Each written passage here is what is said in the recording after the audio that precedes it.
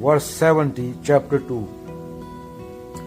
Just as the ocean remains undisturbed by the incessant flow of water from rivers merging into it, likewise the sage, who is unmoved despite the flow of desirable objects all around him, attains peace and not a person who satisfies desires. समुंदर में फर्क नहीं पड़ता, नदियां गिरती हैं। संसार की सारी नदियां समुद्रों में जाए खुद को खाली कर देती हैं। समुद्र कभी उछलता नहीं, पानी बाहर नहीं फेंकता, शांत रहता है हमेशा, चाहे जितना मर्जी पानी आए उसमें। जैसे कोई छोटे मोटे दरख्त होते हैं, वो थोड़ी सी हवा चले उड़ जाते हैं, और जो दरख्त होता है जिसकी जड़ें मजबूत हों उसको हिला नहीं सकता। एक एग्जाम्पल है। तो सत्य है, सत्य स्थिर खड़ा है, उसके अलावा कोई है नहीं। वही था, वही है और रहेगा, सदा था, सदा है, सदा रहेगा। बाकी है जो तेरा मानसिक कचरा है, वो तो हर 2 सेकंड में चेंज होता है। अभी तो किसी के बेटा बना हुआ था, अभी तो किसी का भाई बना हुआ था, फिर तो किसी का दुश्मन बन जाएगा, फिर तो किसी का दोस्त बन जाएगा। ये तो 1-1 सेकंड में चेंज हो रहा है। तो जो कोई बुद्ध कबीर का मन शुद्ध हो जाता है और उसमें स्थित हो जाता है, एक में अहम खटने के बाद, मन जीते जग जीत, तो उसको संत बोलते हैं। और उसको फर्क नहीं पड़ता, उसको पता है मेरे अंदर कुछ है जो डिस्टर्ब नहीं हो रहा, वो आदि अंत से परे है, वो इन ढकोसलों से परे है। वो जो अंदर है उसको जान लेता है, और बाहर प्रक्रिया चलती रहती है, प्रकृति खेल करती रहती है। तो प्रकृति के खेल को देखता रहता है, क्योंकि उसको पता है दूसरा कोई है नहीं। अंडरस्टैंडिंग के लेवल पे उसको पता है ये द्वैत का खेल सब नकली है। क्योंकि वो अहम को जान लेता है, वो ईगो को जान लेता है, वो खुद को जान लेता है। वहां तो गुरु गोविंद सिंह जी ने बोला है, अजय अले, इनविंसिबल, इंडिस्ट्रक्टेबल, अभय अभय, फियरलेस, अनचेंजिंग, अभू अजू, unformed, unborn, anas, akas, imperishable, etheric, a gunj, a punch, unbreakable, impenetrable, a luck, a puck, unseen, unaffected, akal, dayal, undying, merciful, a luck, a puck, indescribable, uncostumed, anam, akam, nameless, desireless.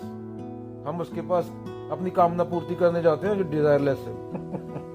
उसको हमने कामना पूर्ति वाला Aladdin का जिन बना दिया। अगा अठा, इनकरप्टेबल, अनाथे परमाथे, अनमास्टर्ड, डिस्ट्रॉयड, डिस्ट्रॉयर, अजोनी अमूनी, beyond birth, beyond death, beyond silence, ना रागे ना रंगे, बियॉन्ड लव, बियॉन्ड कलर। हम तो गोरा होने की क्रीम लगाते हैं।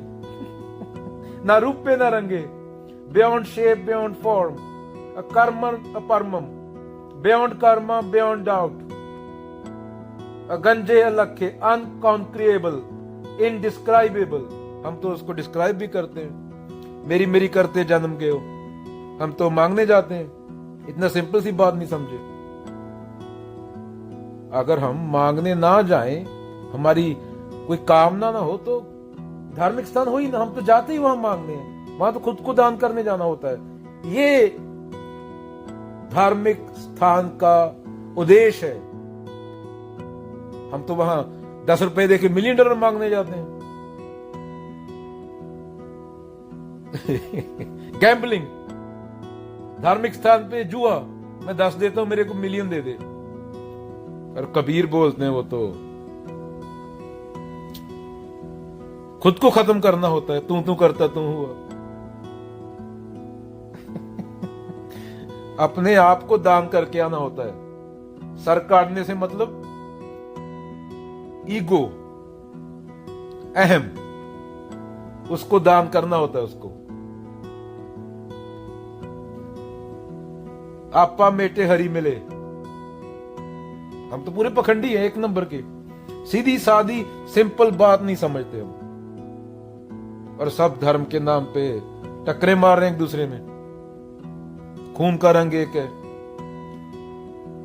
4 बिलियन साल पहले जाओ, एक ही हमारा पूर्वज है, सेम बैक्टीरिया से आए हैं एवोल्यूशन में। प्राकृतिक, पर इंसान चेतना भी है। इंसान केवल बायोलॉजी नहीं है। इसका प्रमाण क्या है? इंसान कुछ बियॉन्ड ढूंढ रहा है। मैं बोल रहा हूं मैं हूं, यही उसके होने का प्रमाण है, वरना मैं नहीं बोल सकता मैं हूं। जब अहम बोल सकता है मैं हूं जो नहीं है, तो वो क्यों नहीं है? वो ये नहीं कि उसने ब्रह्मांड बनाया या कोई और चीज है, पूरी दुनिया बनाई उसने। वो कॉज इफेक्ट से परे है, आकार प्रकार से परे है। वो यूनिवर्स है ही नहीं, तुझे दिख रहा है कहां? एकमकार। फिर स्टार्टिंग पे बात आती है। चलो, समाधि माने वही है जो खुद को जान सकता है। अगर पता चल गया तेरे को तू समाधि जैसी कोई चीज होती है और उसकी तरफ जा रहा है, तो वो तो अहम हो गया ना।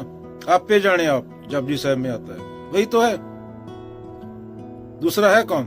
अगर तेरे को पता चल रहा है कि मैं समाधि की ओर जा रहा हूँ, एनलाइटनमेंट की ओर जा रहा हूँ, पर्वत पे जाके जैसे बाप बोलते हैं मैं एनलाइटन हो गया, वो तो अहम है। 2 हो गए वहां तो खत्म हो जाता ना मैं।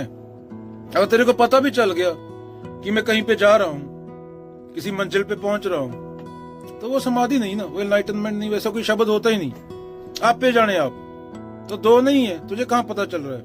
हाँ, तेरे आजू बाजू के लोग जो होंगे उनको पता चलेगा कि ये आदमी चेंज हो गया, ये डिफरेंट था, ये अभी कचरा पट्टी को ज्यादा अहमियत नहीं देता।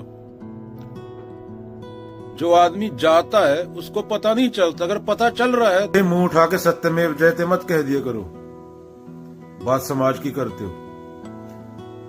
अगर ये समाज तुम्हारा इतना ही अच्छा है तो जीसस को सूली क्यों? मंसूर की आंखें क्यों निकाली गई? सच्चे आदमी के साथ ऐसा क्यों हुआ? गुरु तेग बहादुर जी का शीश क्यों काटा गया? सुकरात को जहर क्यों पीना पड़ा? गॉर्डिनो ब्राउनो को जिंदा क्यों जला दिया गया? मंसूर की आंखें क्यों निकाल दी गई? शरीर की बोटी बोटी क्यों कर दी गई?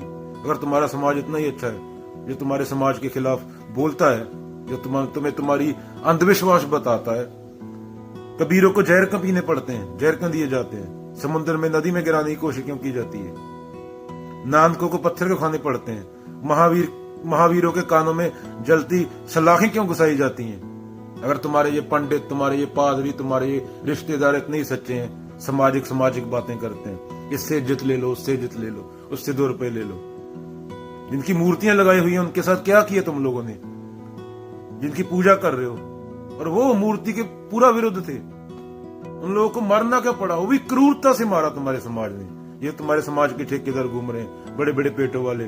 शर्मा जी की बहुत इज्जत है, वर्मा जी की बहुत इज्जत है, बोधी वाले पंडित की बहुत इज्जत है, ये मेरे चचा हैं, ये मेरे बापूजी हैं, इनकी बहुत इज्जत है। ये नहीं टट्टू लोगों ने जलाया था, जो आदमी सच बोलते थे, यही थे सबसे आगे पत्थर मारने वालों में। यही तुम्हारा समाज है, यही इज्जतदार लोग हैं।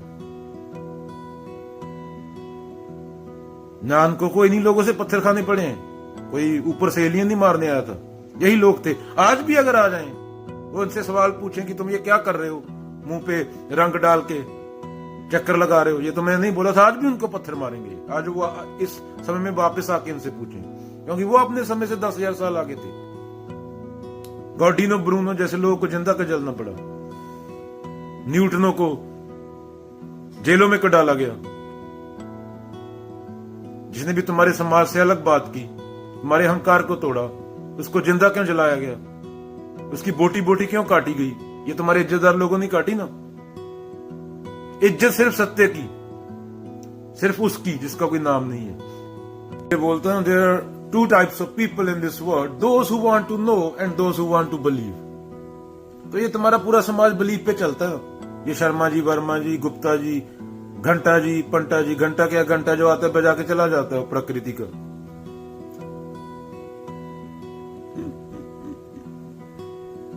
बिलीफ पे चलता है तुम्हारा समाज। और बिलीफ क्या होता है? जानवर होता है। नैतिकता क्या होती है? जानवरों के लिए होती है।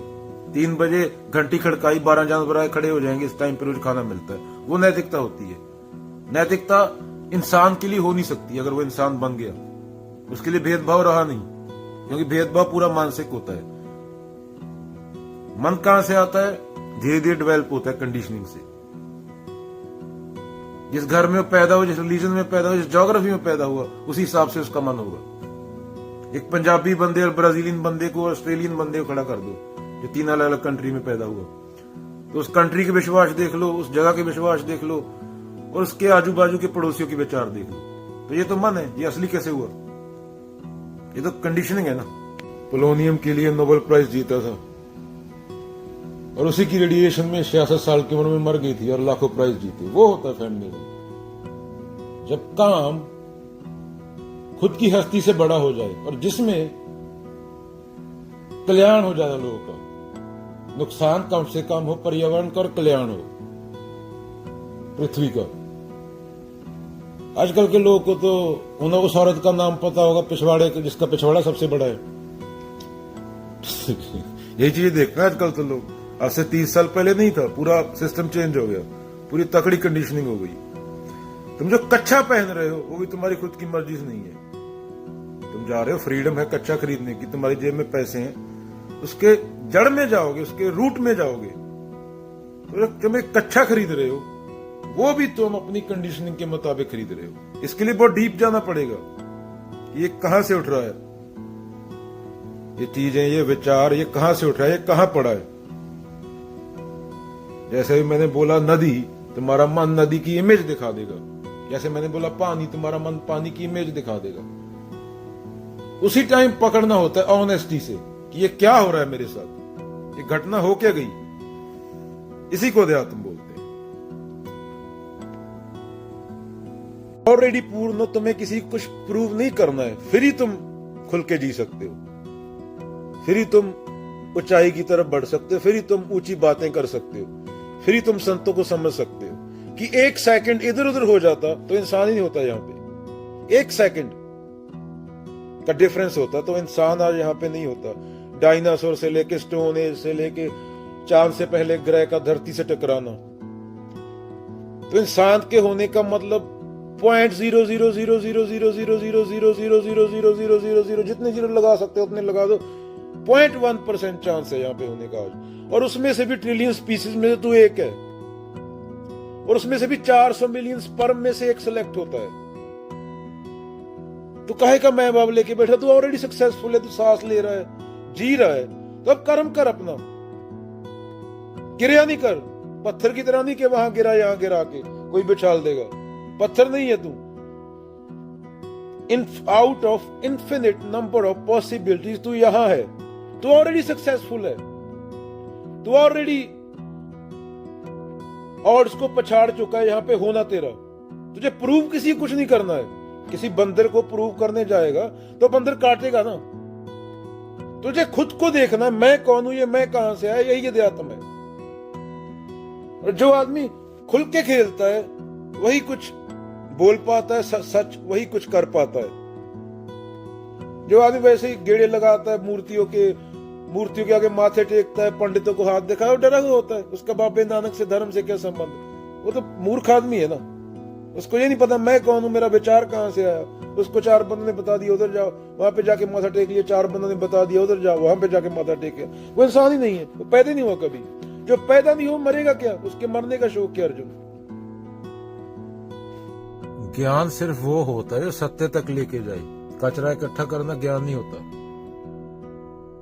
हमारा वो है कौन बनेगा करोड़पति वाला हिसाब, जो उसके सवाल के जवाब ज्यादा दे देगा वो करोड़पति बन जाएगा। ऐसे तो मूर्ता करते हैं। हरी चूड़ियां लाल गुलाब, काला रंग पीला रंग, एक तरफ अष्टबकर को बिठा दो, एक तरफ कृष्ण को बिठा दो, एक तरफ बाबा नानक को बिठा दो, एक तरफ कबीर जी को बिठा दो।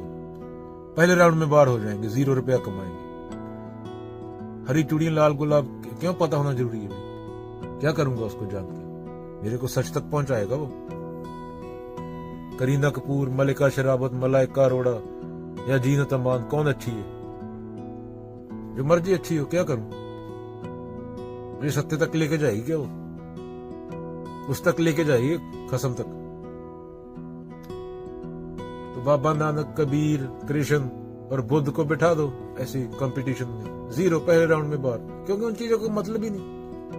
वो कचरा साफ कर दिया तुम लोगों ने। हमारी जिंदगी में बहुत मतलब रहता है, पेप्सी अच्छा या कोक अच्छा, और खुद को हम धार्मिक बोलते हैं। जो चीजें पहुंचाएं, ऊंचा उठाएं, वो उसको ज्ञान बोल सकते हैं। जो चीज कॉकरोच को टिड्डी बना दे, वो तो कचरा ही है ना। तो पता हो ना हो, उससे क्या मतलब। ग्रंथों में 4 स्टेट्स बताई गई हैं। पहली है waking state. Here one deals with objective and subjective consciousness, and individual and universal phenomena are more systematic and realistic than in dreamland. दूसरी है dreaming state. In dreams also subjective and objective consciousness work, but individual and universal phenomena are spontaneous, instantaneous, and not systematic as in the waking state. Dream experience are a projection of individual mind. तीसरी है sound sleep. Here there is oneness of individual and universal phenomena, but without consciousness. For example, in ignorance, due to ignorance one has only the sensation of nothingness. Subjective and objective distinctions are lost here. In the philosophical sense, this is the union with Brahman through Maya ignorance. चौथी है कबीरो, बाबा नानको, बुद्धों की state. उसे बोला गया तुरिया। This is the state where one is united and identified with Brahman through Vidya knowledge. In this state also there is no subjective and objective consciousness. The subject in the state, the I, is impersonal and all inclusive beyond subject and object.